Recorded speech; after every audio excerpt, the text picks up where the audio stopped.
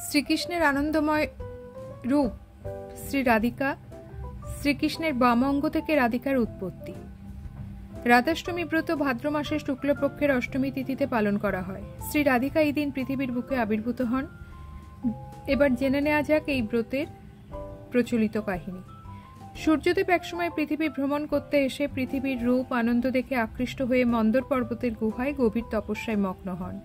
এইভাবে অনেক দিন কাটলে পৃথিবী অন্ধকারাচ্ছন্ন হয়ে পড়ে। তখন স্বর্গের দেবতারা ভীত হয়ে শ্রীহরির কাছে সাহায্যের জন্য যান।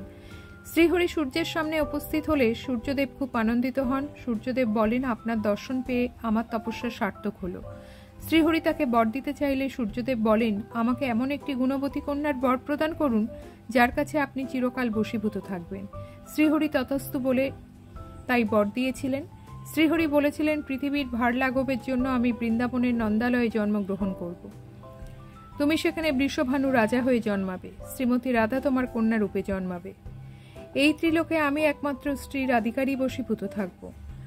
রাধা ও আমার মধ্যে কোনো প্রভেদ থাকবে না। আমি সবাইকে আকর্ষণ করি, কিন্তু একমাত্র রাধিকাই আমাকে আকর্ষণ করবে।